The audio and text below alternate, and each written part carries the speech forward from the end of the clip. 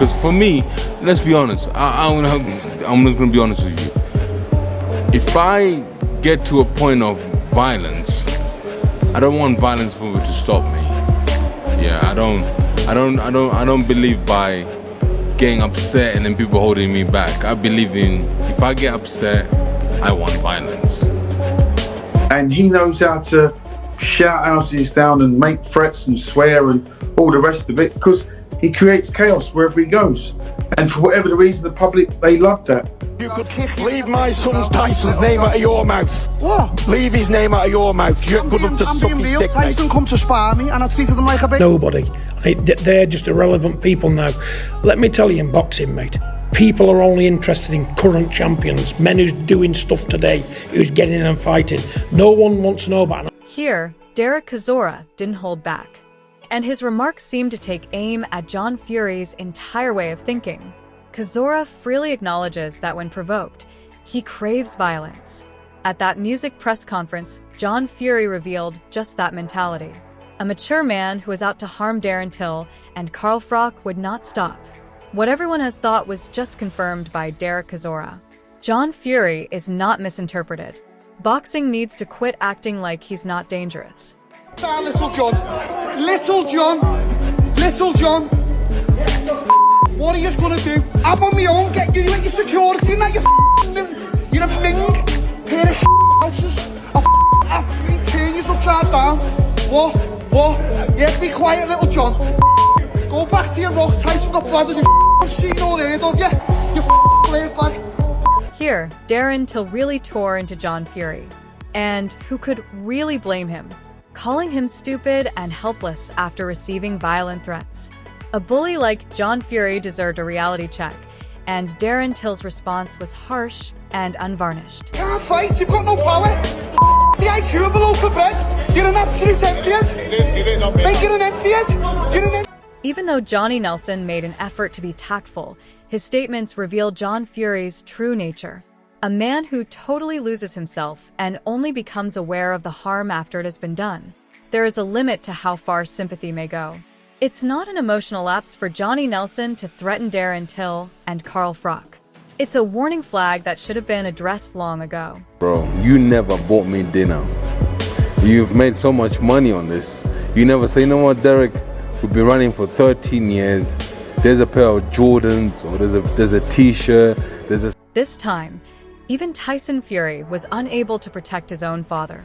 Tyson Fury essentially acknowledged that John Fury needs more assistance than praise. It's hardly a sign of waning family loyalty when your own son publicly isolates himself in this way. That demonstrates that no one, not even family relatives, can now defend John Fury's actions. Rather than retaliating and hate on somebody, this man really does have mental health issues, it's evident to see. And rather than just go back and forward with him and yada yada yada, saying he's deluded and all that, I'm just gonna pray for him and I'm gonna ask God to help. Here, Carl Froch used only the facts to crush John Fury. Carl Froch responded with the rage of a true champion after being called a has-been by a man who has never been anything himself. It wasn't jealousy. Carl Froch clarified that. This legend refused to be treated disrespectfully by someone who had the arrogance to run his mouth while threatening his life during a press conference. A friggin' shithouse! A friggin' shithouse. To me, when you call somebody a shithouse, it means they're a bottle job. It means they're scared to fight anybody. I fear no man born from his mother. I don't even know what that means, but he's called me a has-been. What's all this has-been business? People are only interested in current champions, men who's doing stuff today, who's getting in and fighting. No one wants to know about an has-been. And that's all these people are, has-beens. That comes from somebody who's a never been. Have you ever been to call me a has-been? Has-beens, it makes no sense. It's ridiculous. It comes from a jealous place. Because they're friggin' jealous, because they're nobody. I've never been jealous. I'm happy for boxers that get paid good money for doing the hardest, what I consider to be the hardest sport in the world. He's been a champion of the world, but I'll tell you what, he's not a champion of the world man, is he? He's a first-class shithouse, wants to kick up the arse. John Fury, there's no jealousy. I've never been a has-been, once a champion. Frank Warren attempted to mediate the situation by proposing that everyone should just go on after exchanging apologies and songs. Frank Warren, though, should they? It's not something you can disregard for the sake of music. Ticket sales when John Fury exits a press conference with a cut head after threatening to harm Carl Froch and Darren Till. I wasn't there when it happened because we was inside doing whatever we was doing, other interviews I think, and somebody showed it to me. I see John with his cut head. Look, that's not what we want. I don't want to see that happen, no one does, but I understand how both sides have made it up, they've apologised, so hopefully it's all in the past and we can concentrate what everybody's out here for, which is... Darren Till is refusing to give up on John Fury. To be honest, why should he? At that news conference, John Fury took things personal by threatening to harm Darren Till and Carl Froch. Here, Darren Till's response is unvarnished, unedited, and entirely warranted. He's warning everyone that if John Fury really wants to settle this on the street, he will. That's the mayhem that John Fury brought about. John Fury, you don't threaten adult males. After that, anticipate that they will sit calmly and grin for the cameras. That to everyone. I'm here to do what I'm here to do. And I couldn't give a fuck if I bumped into John Fury and the family in the street now, because it's on them what they want to do. They're more asked about me than I'm asked about them, so if they want it, I'll have it with every fucking single one of them in the street, and I'll get my head completely smashed in. The Wade notion infuses this whole scandal with stark honesty. Although John Fury claims to still be able to compete with Carl Froch, the reality is much less impressive. A 60-year-old man was gassing out before he really delivered a punch. But this has nothing to do with boxing prowess. It tells the story of a washed-up man who threatened Darren Till and Carl Froch with actual violence, music, and then strangely wants to be taken seriously. The entire boxing community is witnessing John Fury's collapse in real time as his ego has obviously outgrown his damaged body. John is an emotional being, gets into the moment, forgets himself. You can see, excuse the bad language, but this is, when you see that, this is the moment when he realised he beat up. It was that, when John had done it, like, shit, what have I done? But he had to own it. I think the pressure was on. The pressure is now on John to behave himself.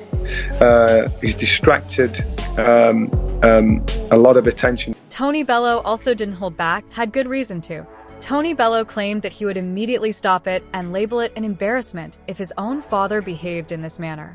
John Fury's outburst was precisely that, a national disgrace to boxing.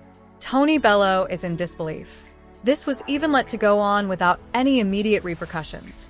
Furthermore, it highlights how severely things went wrong that day when reputable voices like his are asking why no one stopped John Fury sooner. To behave like that at a press conference, I would put him straight and tell him it's embarrassing and it can't be happening, mate. It's a really bad look for boxing. I'm actually surprised it's been allowed to go on and happen in a place where they're at, to be honest. John Fury is portrayed in an even worse light by Liam Goff's clear depiction of the tension. Before he would even consider stepping up, there was discussion of an exhibition fight with John Fury demanding money. Ever the sophisticated man, Carl Froch recommended donating any proceeds directly to charitable organizations. It's a striking contrast. Carl Froch and Liam Goff concentrated on doing good, while John Fury concentrated on making money off of a confrontation he initiated by threatening two guys who had never requested any of this drama. He was doing that and goading Carl Froch. And I know John Fury doesn't like Carl Froch. Carl Froch mentions him, although I haven't really watched much of Carl Froch's videos lately. But Carl Froch, I know, has mentioned John Fury in the past. He's had a go with John Fury. They actually talked about having an actual, was it an exhibition or a boxing type match? And John Fury, any man, any time, was saying words to the effect of, oh, I'll fight you, Carl Froch, but the money has to be right. And Carl Froch basically said, all right, well, if we arrange payment. Johnny Nelson reveals something even more concerning. Carl Froch was allegedly on the verge of snapping due to John Fury's antics. Given what John Fury put him through, who could blame him? Nelson describes a genuine desire for Carl Froch to resolve this physically, with Carl Froch himself requesting 6 weeks to prepare and smash the issue. Snapping, and I'm thinking, you don't want to get involved in this thing here. And afterwards, I saw his interview with one of the main men of the zone, saying, look, there is an appetite there. So now the conversation is, will Carl do it? Carl saying, give me 6 weeks, I'll smash him. Regarding equilibrium within the ring, Tony Bellew makes a valid point. doubting the fairness of a match between Darren Till and Carl Froch. However, in a street scene, Tony Bello adds something revealing. He doesn't think Carl Froch gets away with it. Instead of being honored for the legacy they established with true discipline and respect, former champions are now being measured up for street battles in the ugly environment that John Fury's threats have created. In contrast to the shameful outburst of John Fury, I don't think it's a fair playing field in a boxing ring, if I'm being totally honest. I mean, Carl's a former world champion. He is a unified champion. Froch was a force to be reckoned with. Yeah, so if it's in a boxing ring, I don't think that's very fair on Darren.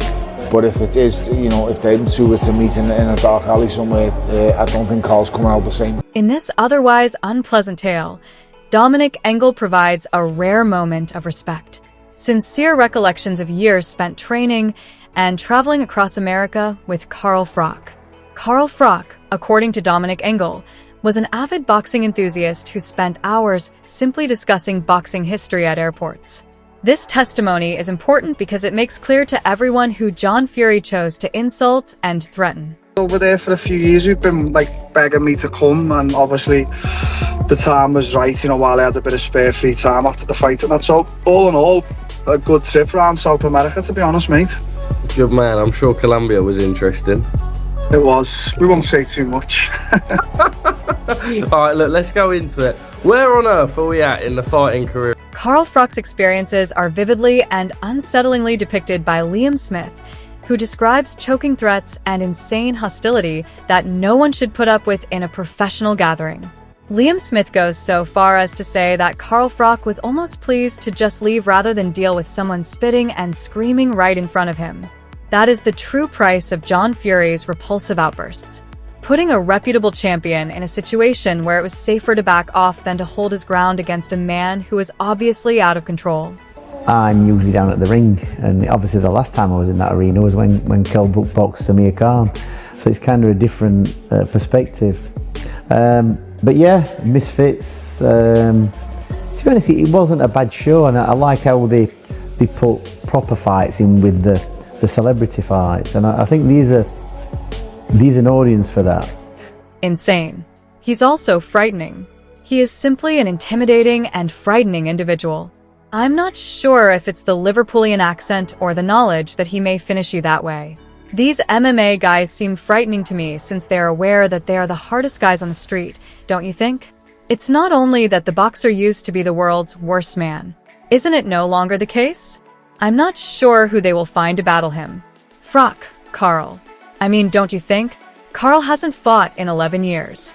No one has hit him with tiny gloves in 11 years, even though I know he still looks fantastic and can hit the bag. Crazy. And he's scary. He's a scary, intimidating man. I don't know if it's a Liverpoolian accent or knowing that he could take this to the ground and finish you that way. I feel like these MMA guys are scary because they know that they are the toughest guys on the street, right? It's not just, back in the day, the baddest man on the planet was the boxer. It's not that anymore, is it? I don't know who they're going to find to fight him. Carl Froch? I mean, there was a bit of a fight him. Do you not think? Well, Carl's not fought for 11 years. I know he still looks great and he hits the bag, but no one's hit him with small gloves for 11. In the ring, Carl Froch, unbelievable fighter. Danton knows that. Carl Froch is an older version of himself now. Been out the ring a long time.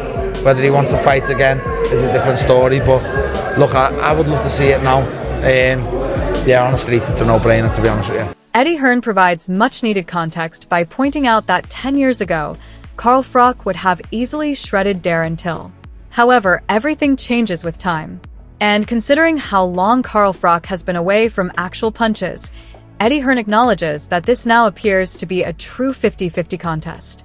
Even one of boxing's most reputable promoters, Eddie Hearn, is forced to analyze a fight that only happened because John Fury lost control during a press conference intended to promote boxing, not because of aggression between men who deserve so much better than this shameful circus. Plus, since he's boxed. So, 10 years ago, he would have smashed Darren Till all over the shop, right? I think Darren actually, for all Darren's madness, he's not an idiot. I think he knows that. But 10 years on, and not having took a punch in 10 years, and definitely gone a bit softer because that's just life, it all of a sudden becomes, dare I say, a bit of a 50-50. There is just one indisputable fact at the heart of this whole story. In this sport, John Fury broke a line that should never be crossed. Carl Froch and Darren are being threatened. It's not passion until a news conference. It's not a joke. It truly is a shame to boxing. And to be honest, a lot of people now think that John Fury should be held accountable for his abhorrent behavior, perhaps even going to jail. The boxing community has made a strong statement. It is no longer possible to legitimize this behavior. What do you think, then? Does John Fury deserve harsh repercussions for this? Or does he turn his back on everything once more? Please share your guesses in the comment section below. As usual, click the subscribe button. To ensure that you never miss the next breakdown, smash the notification bell. And we'll see you in the following.